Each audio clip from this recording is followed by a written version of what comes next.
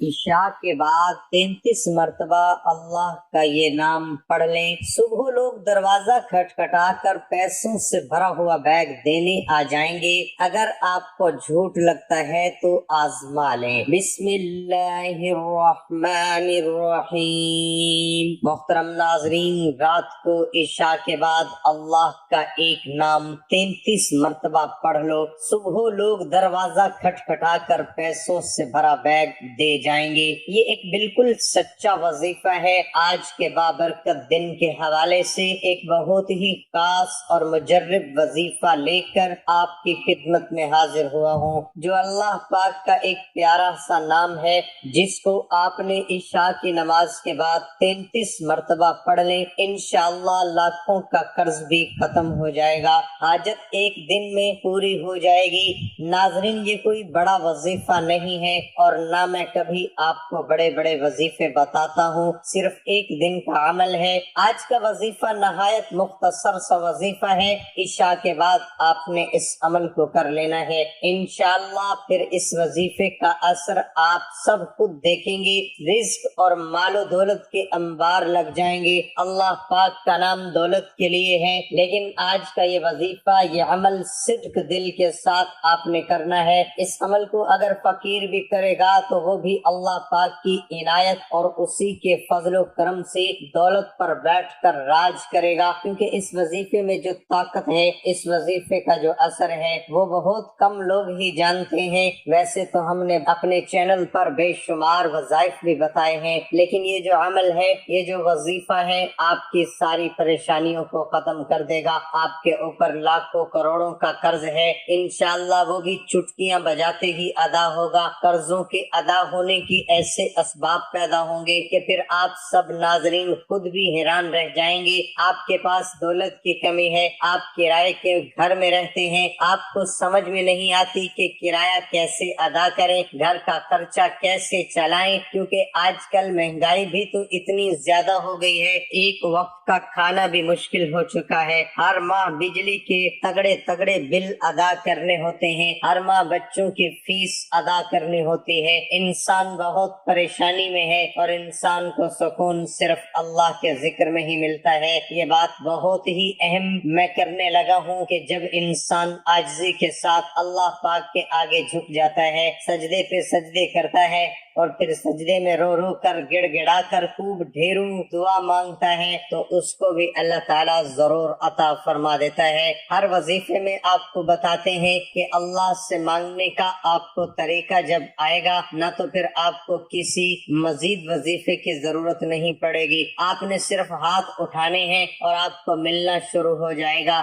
لیکن اس سے پہلے آپ کے کچھ اعمال ہوتے ہیں، آپ چھوٹی چھوٹی غلطیاں کرتے ہیں، جن کو اگر سدھار لیں گے تو آپ اپنے کاروبار میں حلال طریقے سے کاروبار کریں گے یا رزق کمانے میں حلال ذریعے استعمال کریں گے، جیسے کہ اللہ تعالیٰ کے پاک نبی صلی اللہ علیہ وسلم نے کاروبار کیا تھا۔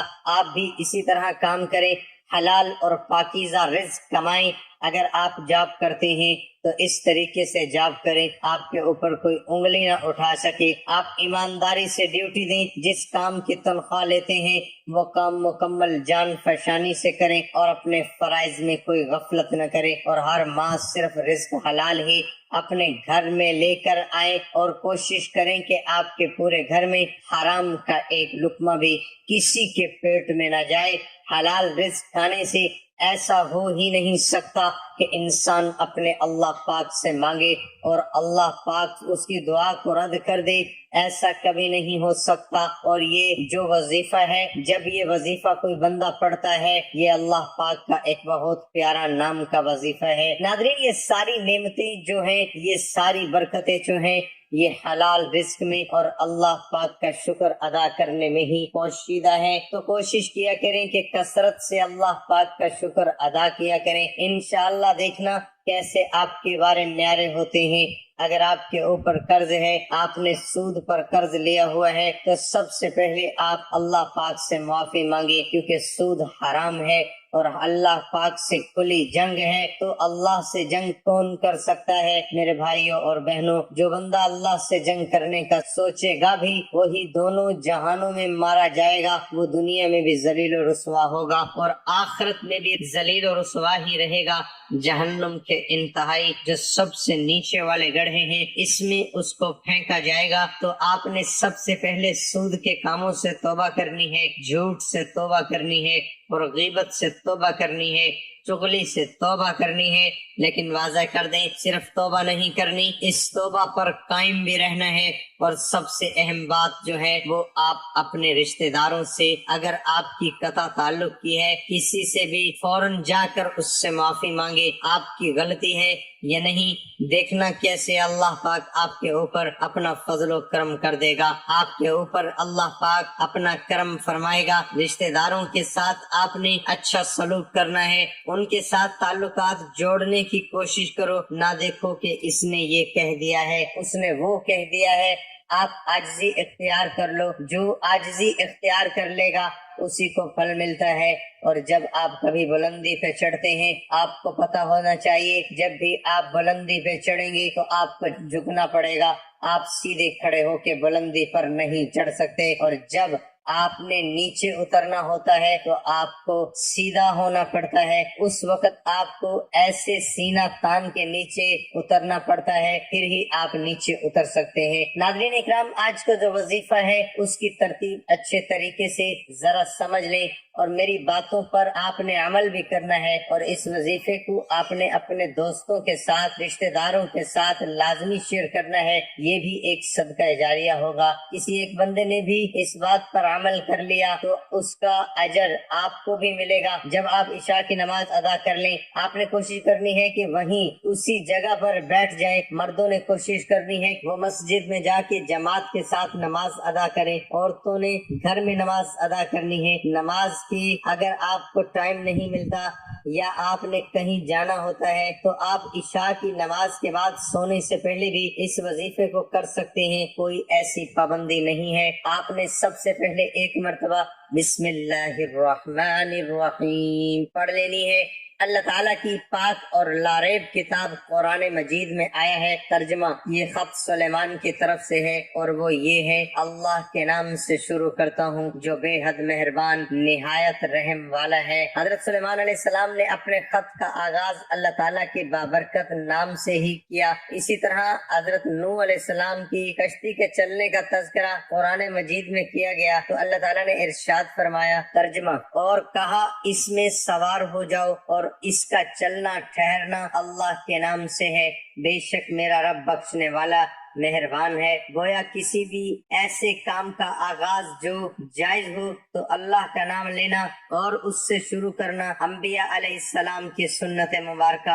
اس کام میں برکت پیدا ہو جاتی ہے جب نبی کریم صلی اللہ علیہ وآلہ وسلم بھی کوئی کام کر رہے ہوتے ہیں، اس کی ابتدا اللہ تعالیٰ کے بابرکت نام سے فرماتے ہیں تو آپ صلی اللہ علیہ وسلم نے مختلف فرمانبرداروں کے نام خطوط لکھے تو ان کا آغاز بھی اللہ تعالیٰ کے نام سے ہی کیا کرتے۔ اس سے معلوم ہوتا ہے کہ بسم اللہ الرحمن الرحیم کس قدر اہمیت کی حامل ہے۔ رسول اللہ صلی اللہ علیہ وسلم کا ارشاد ہے کہ دروازہ بند کرتے ہوئے بسم اللہ پڑھو، چراغ گل کرتے ہوئے بسم اللہ پڑھو، برتن ڈھانپتے ہوئے بسم اللہ پڑھو اور مشک کا منہ بند کرتے ہوئے بسم اللہ پڑھو۔ کھانے پینے، وضو کرنے، کشتی میں سوار ہونے، غرض ہر کام کرنے سے پہلے بسم اللہ پڑھنا مستحب ہے۔ ناظرین اکرام، اس کے بعد آپ نے نبی کریم صلی اللہ علیہ وآلہ وسلم کی ذات اقدس پر 11 مرتبہ درود پاک پڑھنا ہے، اور درود پاک آپ نے بے شک درود ابراہیمی پڑھ لیں یا کوئی چھوٹے سے چھوٹا درود جیسے کہ صلی اللہ علیہ وآلہ وسلم پڑھ لیں، لیکن درود ابراہیم کی بہت زیادہ فضیلت ہے۔ اس کے بعد آپ نے ایک چھوٹی سی سورت مبارکہ ہے، سورت علم نشرح، بہت ہی پیاری سورت ہے، بہت ہی مبارک صورت ہے، قرآن پاک کے اندر 30ویں پارے میں موجود ہے، بہت ہی مختصر جامع صورت ہے۔ آپ نے صرف 21 مرتبہ سورۃ الم نشرح لا پڑھنی ہے، تو یہ آپ کی جو مشکلات ہیں، یہ جو آپ کی پریشانیاں ہیں، یہ وقتی ہیں۔ اللہ پاک خود فرما رہا ہے، اور میرے بندے نبی صلی اللہ علیہ وسلم نے یہ سورۃ مبارکہ اپنی امت کو تحفے میں دی تھی۔ جو بھی مشکل ہو، جو بھی پریشانی ہو، آپ نے اس وظیفے کو کر لینا ہے۔ اس وظیفے کی طاقت ہے کہ آپ خود حیران رہ جائیں گے۔ اتنی دولت آپ کے پاس آ جائے گی کہ آپ لوگ سمجھ نہیں پاؤ گے کہ کہاں رکھوں اور کہاں خرچ کروں۔ اس کے بعد اللہ پاک کا ایک نام یا باسطو یا باسطو یا باسطو 33 مرتبہ اللہ کا یہ نام پڑھ لیں۔ آخر میں دوبارہ سے 11 مرتبہ درود شریف پڑھ لینا ہے۔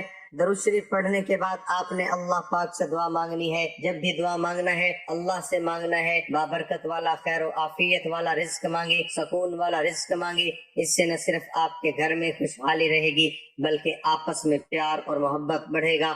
ہر بندہ دن رات زیادہ سے زیادہ پیسہ کمانے کے چکر میں بہت سے راستے اختیار کرتا ہے، تو کوشش کریں کہ آپ نے مختصر راستہ نہیں اختیار کرنا بلکہ کام پہ آپ نے مکمل توجہ دینی ہے، رزق حلال کھانا ہے، محنت کرنی ہے۔ اس سے اللہ پاک کی آپ کے اوپر ڈھیروں برکتیں اور رحمتیں ہونا شروع ہو جائیں گی۔ کوئی بھی وظیفہ نماز کے بغیر مکمل نہیں ہوتا۔ آپ نے 5 وقت کی نماز بھی ادا کرنی ہے اور حسب توفیق صدقہ خیرات بھی دینا ہے۔ اللہ پاک سے دعا ہے کہ وہ ہم سب کے صغیرہ کبیرہ گناہ معاف فرمائے، آمین۔ اللہ تعالی ہم سب کا حامی و ناصر ہو، آمین۔